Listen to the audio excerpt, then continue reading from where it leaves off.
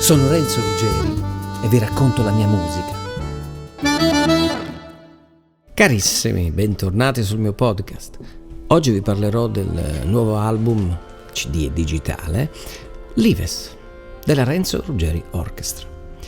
Vi racconterò il complesso percorso che ha portato alla sua pubblicazione, partendo dalle scelte artistiche, passando attraverso gli incontri e gli aneddoti curiosi che alla fine danno vita ad un progetto musicale. Bene, iniziamo questo viaggio.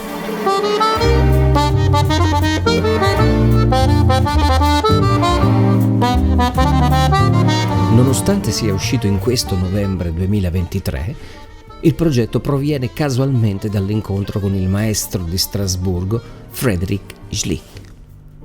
Infatti, nei primi anni 2000, entrambi eravamo testimonial della stessa azienda di fisarmonica. Questa è una cosa tipica dei musicisti, che hanno comunque delle aziende d'appoggio che garantiscono sempre strumenti di qualità e appunto un'assistenza adeguata e anche dei contatti importanti. Bene, parlando con Frédéric, decidemmo che io mi sarei occupato degli arrangiamenti per orchestra moderna, mentre lui avrebbe organizzato le registrazioni.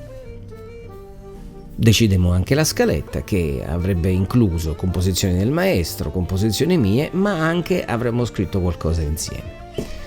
Aggiungo solo una chicca: Frédéric aveva una stretta amicizia con il mito americano Art Van Damme, a cui proponemmo con successo di scrivere un brano a 6 mani, finito poi in un'altra produzione sempre della mia collezione. Infatti il nome si chiama proprio Collection, quel disco, e risale al 2009. Per me fu un'opportunità importante, poiché avevo esperienza nella scrittura e nell'arrangiamento per teatro, per piccole formazioni pop rock, o avevo fatto dei dischi jazz da arrangiatore, ma non avevo mai affrontato la produzione di un vero disco con un'orchestra nella musica jazz. Dopo varie riflessioni decisi di optare per questa mia prima volta per una sezione ritmica jazz con orchestra d'archi, più vicina alle mie sonorità europee e soprattutto rispetto ad una big band che ho sempre considerato troppo americana, troppo lontana dalla mia visione della musica. Naturalmente amo questa formazione, ma è un conto amare, ascoltare, è un conto scrivere, no? Bene, Fred era un amante dello swing degli anni 50 e della bossa nova. All'opposto, io in quegli anni mi occupavo di free improvisation. Insomma, eravamo abbastanza distanti, ma come sempre le sfide per me sono molto importanti e anzi, proprio il mio approccio alla musica è sempre stato molto empirico più che teorico. Poi la teoria paradossalmente arrivava sempre dopo, nel senso che voglio far questo, bene, allora mi documento, cerco di capire e poi applico le regole, ma sempre dopo che il processo creativo si è avviato. Bene, tornando a noi, decidemmo che il CD sarebbe stato pubblicato a suo nome con i miei arrangiamenti. Una decisione che sembrò essere un buon compromesso per entrambi. Dopo aver completato le composizioni individuali, iniziamo a lavorare sui brani condivisi. Ricevevo la sua parte, proponevo le modifiche e aggiungevo le mie parti. Completata l'intera scaletta, iniziai gli arrangiamenti.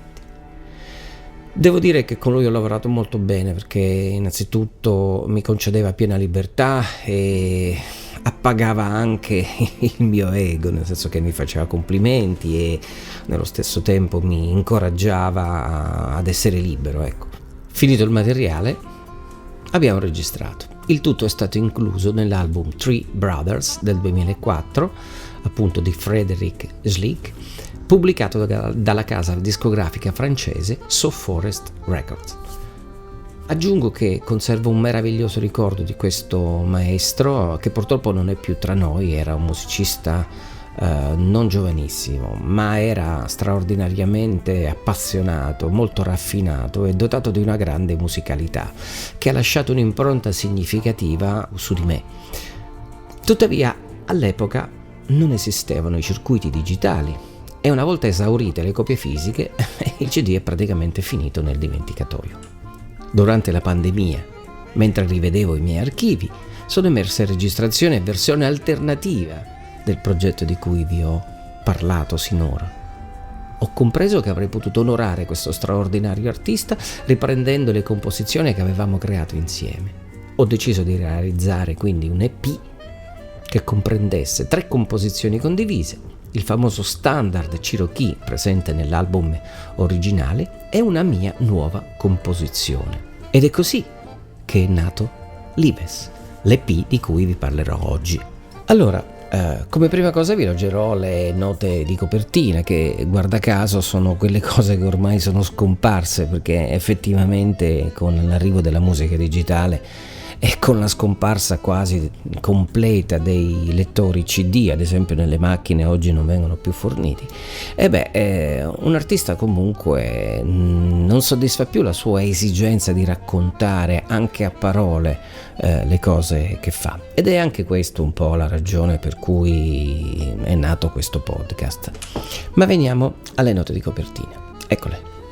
L'esperienza pandemica mi ha permesso di recuperare materiale archiviato, tra cui una serie di arrangiamenti e registrazioni dei primi anni 2000. A queste ho aggiunto una melodia scritta per una pubblicazione sulla fisarmonica jazz, Lives, basata sull'armonia del noto standard Autumn Leaves, che sembra piacere molto. Dopo aver assemblato e rifinito il materiale, l'ho suonato. Così è nato questo EP composto da soli 5 brani per questa società che ormai sembra non avere più tempo per nulla. Oggi ho fatto pace con la musica, provo piacere nel comporre, nel suonare, e desidero anche che il mio ascoltatore possa condividerlo. Infatti in questo album compongo e arrangio in maniera molto naturale e vivo serenamente il mio approccio melodico al jazz. Del resto la melodia è come lo swing, o ce l'hai o non ce l'hai. Ma entriamo nel vivo dei brani e partiamo con il primo, Lives, una mia composizione.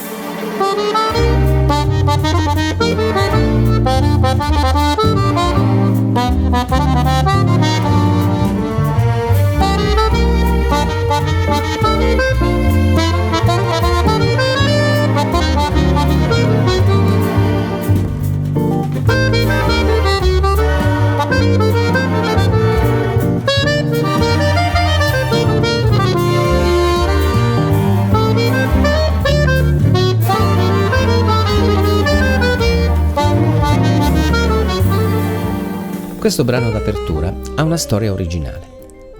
Proposto ad un regista per alcuni spettacoli teatrali, è stato sempre respinto, non sembrava adattarsi.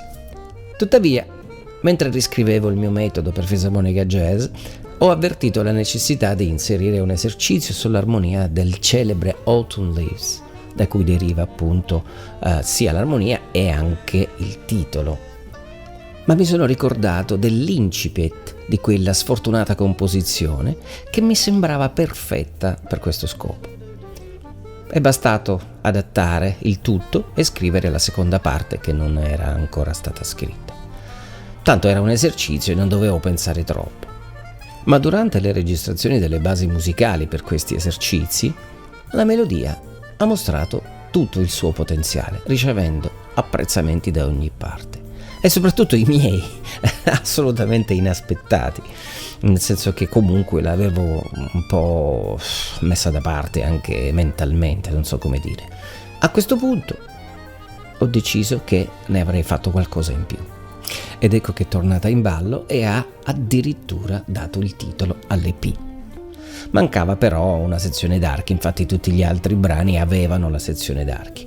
Ecco che l'ho scritta e automaticamente non ho fatto altro che registrarla. Tra l'altro è possibile sentire all'interno di questo brano molte volte le citazioni del famoso Autumn Leaves, e anche cercando vari virtuosismi armonici iniziali che volevano solo un po' prendere in giro quelle che sono un po' l'accademia del jazz, che oggi per certi versi, premetto che anche io insegno in un conservatorio musiche, materie jazzistiche, ma per certi versi l'estremizzazione della riscrittura, della riarmonizzazione praticamente è diventato un esercizio, e quindi mi sono divertito un po' a seguire totalmente un'altra strada che era molto più melodica, ma per certi versi anche molto più originale, o almeno così a me pare. Ho inserito anche un omaggio al mio mito Miles, e come ripeto sempre ho fatto quello che potevo. Chiudiamo qui la prima parte, a prestissimo per la seconda.